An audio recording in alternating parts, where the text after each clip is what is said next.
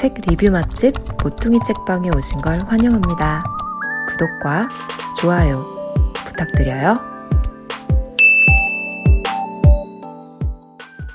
매년 10월 말이 되면 출간되는 아주 핫한 책이 있습니다. 바로 아프니까 청춘이다를 쓴 김난도 교수님의 트렌드 코리아 시리즈인데요. 올해도 어김없이 10월 24일에 출간이 되었습니다. 원래 저는 경제에 큰 관심은 없지만 다른 북튜버 분들을 리뷰하다 보니까 이 책이 아주 요물이더라고요. 채널 떡상에 엄청 큰 기여를 하는 책인 것 같아 한번 모퉁이 책방도 사심과 흑심을 담아 리뷰를 해보려고 합니다. 지난 10월 24일 목요일 퇴근을 하고 광화문 교보로 가서 출간된 따끈따끈한 신간을 겟했습니다. 바로 드림 서비스를 이용을 했는데요. 출간되자마자 산 책이었기 때문에 초판 1세를 가질 줄 알았더니 아쉽게도 초판 2세, 25일에 인쇄되었다라고 쓰여 있었습니다. 저는 24일에 샀는데 말이죠. 사실 트렌드 코리아 시리즈를 이번에 처음 접해봤습니다. 2020년 같은 경우 각종 SF 영화에서 항상 기점이 되는 시기이기도 하고 또 워낙 숫자도 예쁘게 떨어지고 정말 새로운 세계가 도래할 것만 같은 느낌이 드는 해라 설레는 마음으로도 이 책을 읽기 시작을 했죠. 우선 겉표지에는요, 책의 가장 핵심 문장이 이렇게 쓰여져 있었습니다. 그리고 책의 컨셉상 매번 10가지 키워드를 그 해의 12가지 띠를 형상화하여 영어 두 문자로 소개해주고 있었어요. 작년에는 피기 드림이었고요. 올해는 마이티 마이스였습니다. 현 세대의 소비 패턴과 행동 양식을 바탕으로 미래의 트렌드를 예측하고 이를 아주 알기 쉽게 풀어주는 책 트렌드 코리아. 모퉁이 책방도 이 트렌드 코리아 2020을 리뷰하고 떡상할 수 있을까요? 우선 이 책의 구조부터 소개할까 합니다. 초반에 3분의 1 정도의 분량으로 지나간 2019년의 트렌드를 소개하고 있었습니다. 아까 전에도 말씀드렸듯이 2019년에는 피기 드림이라는 키워드였는데요. 내용은 다음과 같습니다. 2019년 황금 대지해에는 소비의 거대한 세포 분열이 시작된다라는 테마로 이루어져 있었습니다. P. Play the concept. 컨셉을 연출하라. I. Invite to the cell market. 세포 마켓. G. Going neutral. 요즘 옛날 뉴트로. G. Green survival. 필환경 시대. Y. You are my proxy emotion. 감정 대리인 내 마음을 부탁해. D. Data intelligence. 데이터 인텔리전스. R. Rebirth of space. 공간의 재탄생.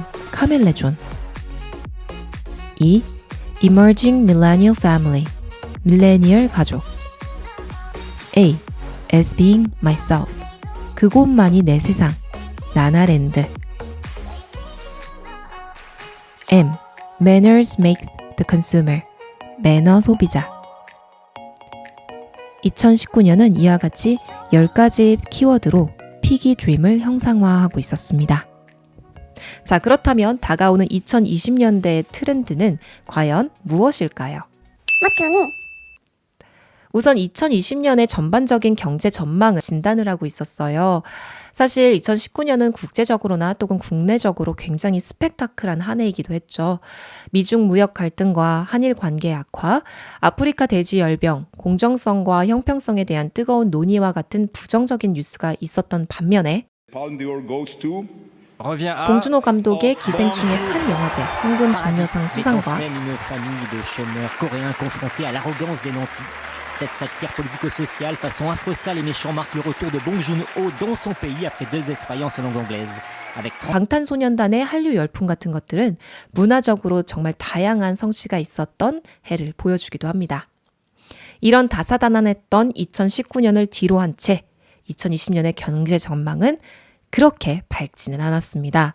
각종 경제 지표가 부정적인 세계 흐름과 맞물린 것이 가장 큰 원인이라고 볼 수 있겠는데요. 게다가 우리나라의 인구 감소는 2020년도부터 본격적으로 경기에 영향을 미칠 전망이라고 하네요. 때문에 국회에서는 513조 원이라는 작년에 비해 무려 9.3%나 증가한 파격적인 예산안을 내놓으며 경기 부양 및 다양한 복지 정책에 신경을 쓰고 있는 모습입니다. 물론 이런 다소 우울한 2020년의 모습을 예상하고는 있지만 그럼에도 불구하고 어마어마한 속도로 발전하고 있는 IT 산업에 의해 그 어느 때보다 역동적인 변화가 일어날 해로 진단하고 있었습니다. 자, 그렇다면 어떤 흐름들이 있을까요? Mighty Mouse M, Me and Myself. myself가 아닌 myselves라는 단어는 2020년의 현대인들의 모습을 직관적으로 설명해주는 단어입니다. 이 단어는 다양한 상황 속에서 다른 얼굴을 취하는 개인의 정체성을 드러내고 있습니다. 직장에서, 일상생활 속에서, 그리고 SNS 속에서 서로가 낀 다른 모습으로 소통하고 있는 개인들 사이에 진짜 나다움이 무엇인지를 고민하게 되는데요.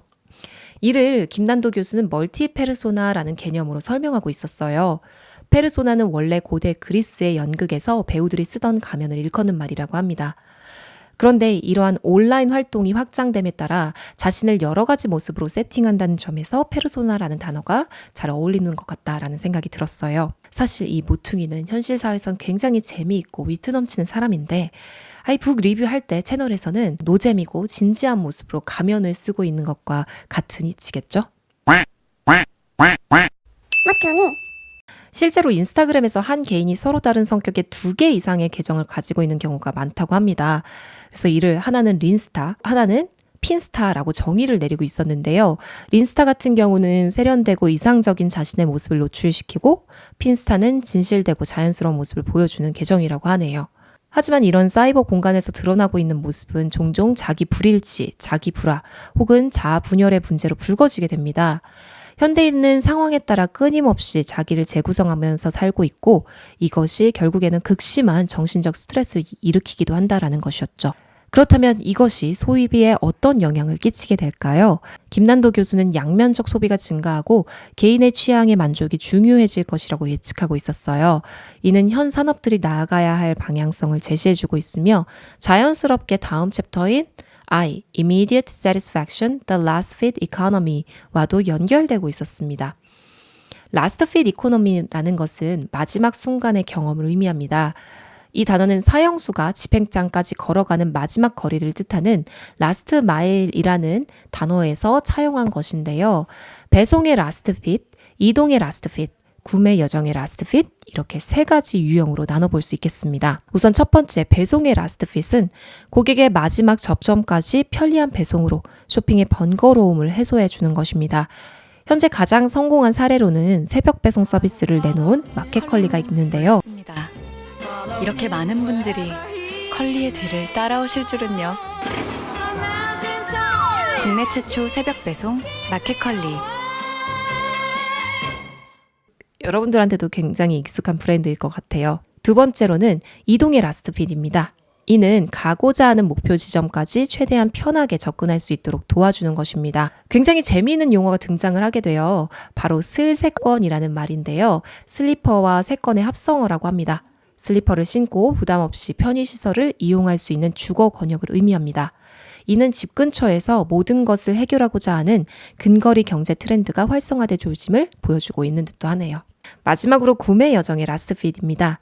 구매의 경험을 짜릿하게 만들어주는 그 순간을 일컫는 용어인데요. 대표적인 예로는 언박싱 과정을 들 수 있을 것 같아요.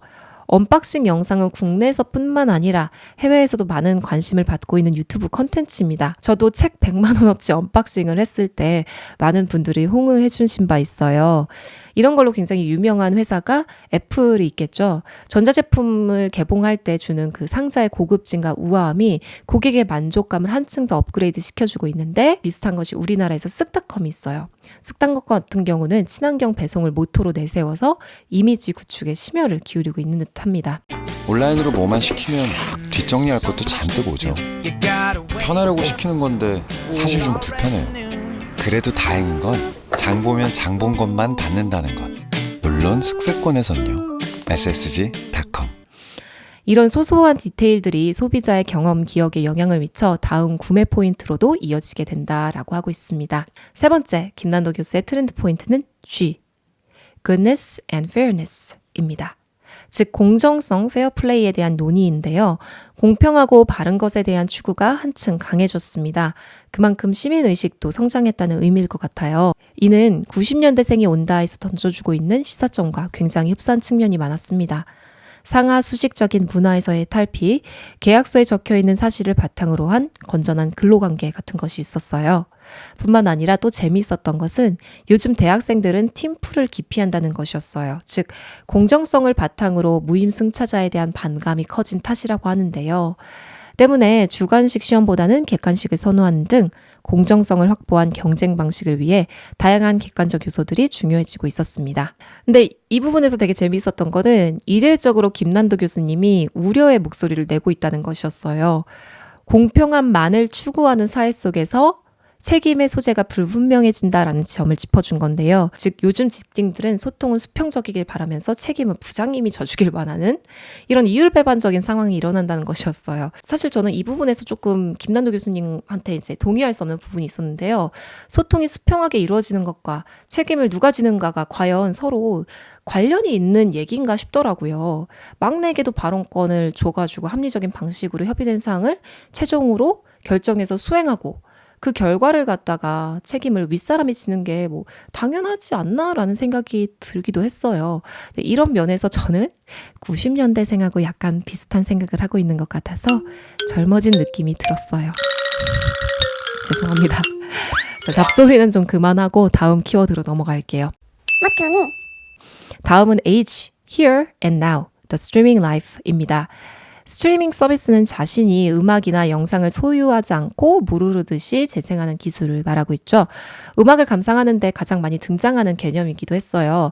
하지만 이런 스트리밍 서비스가 단지 음악이나 영상에만 국한된 것이 아니라 라이프 스타일로도 확장되었다고 합니다. 삶의 모든 면에 이 구독 서비스를 적용할 수 있다는 것이었는데요. 가장 대표적인 예는 거주 공간의 스트리밍이었어요. 내가 살아보고 싶은 곳에서 다양한 컨셉으로 또 다양한 기간 동안 살아본다라는 라이프 백패커의 등장이 있는데요. 최근 일본에서는 이런 아도레스 허퍼라는 신조어가 생겨났을 정도로 아주 각광을 받고 있는 거주 형태라고 합니다. 우리나라에도 이와 비슷하게 위워크라는 사무실 공용 서비스가 생겼죠. 만약 여러분이 위워크의 회원이라면 우리나라의 위워크 어디 공간을 가서도 사무실을 쓸 수 있고 더 나아가 세계의 곳곳에 있는 위워크 사무실을 쓸 수 있다라는 장점이 있다고 합니다. 뿐만 아니라 전문가의 추천 스트리밍으로 다양한 구독 서비스를 제공받을 수 있는데요. 대표적인 예로 꽃 구독 서비스를 론칭한 꾸카가 성공의 예시 중에 하나입니다. 이런 구독 서비스는 현대 자동차에서도 매달 차를 몇 대 이상 구독할 수 있는 현대 셀렉션이라는 이름으로 선보이고 있습니다.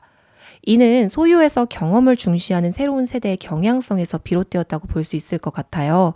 늘어나는 욕망에 비해 자원은 줄어들고 있다라는 것이 바로 이 트렌드의 배경이 되고 있다고 생각합니다. 다음은 T, Technology of Hyper-Personalization입니다. 이는 스트리밍 라이프 스타일과 어느 정도 일맥상통하는 부분이기도 한데요. 점점 더 다양해지는 개인의 관심사를 정밀하게 맞춰 특화된 서비스를 제공해주는 기술을 얘기합니다. 이런 초개인화 기술은 모든 것의 데이터화를 통한 소비자 맥락 읽기, AI의 알고리즘 분석 기술을 이용한 완벽한 맞춤 서비스 제공, 그리고 다음 소비를 예측하는 기술까지를 총괄하는 것인데요. 기업들은 이런 개인화 서비스를 통해 미래의 소비를 예측할 수 있다고 하네요. 하지만 이 부분을 읽으면서 좀 동시에 나의 모든 취향이 수치화되고 데이터화돼서 누군가의 손에 들어가게 되고 그러므로 인해 나의 존재가 기능적 혹은 도구적으로만 여겨지고 있는 것 같다는 생각을 지울 수가 없었어요. 트렌드 코리아 성격 자체가 소비의 트렌드를 읽는 것이다 보니 어쩔 수 없는 부분인 것 같기도 하지만 그럼에도 불구하고 씁쓸한 생각이 계속 들었습니다. 다음은 Y입니다. You're with us, Fansumer입니다. 이 부분을 읽으면서 굉장히 재밌기도 했고 공감을 특히 더 많이 했던 부분이기도 합니다. 바로 내가 직접 상품의 투자와 제조 과정에 참여해서 그 상품을, 브랜드를 혹은 심지어는 스타를 키워내는 내가 키웠다라는 식의 소비가 각광을 받을 것이라는 예측이었어요. 특히 요즘 클라우드 펀딩 형식의 상품이 많이 창조되고 있죠.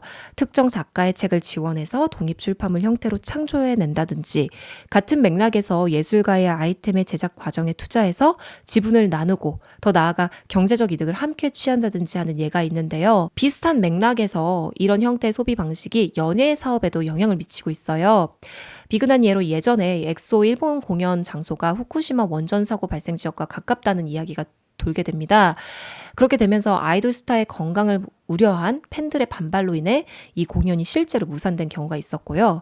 또 선발 오디션 프로그램 같은 경우 공정성에 대해 의구심을 제기한 팬들의 이딴 고발로 인해 검찰이 방송사 수사에 착수하기도 합니다. 내 새끼 내가 지키는 팬들의 노력으로 단순히 스타를 이미지로 소비하는 것이 아니라 존재로서 대할 수 있는 성장하고 있는 시민의식이 보이는 부분인 것 같았어요. 여기까지가 마이티 마우스의 마이티 부분이었는데요. 영상이 너무 길어지는 관계로 제가 힘들어가지고 마이스 파트는 2부에서 저의 책에 대한 감상과 함께 다뤄보고자 합니다. 2부에서도 많은 기대 부탁드려요.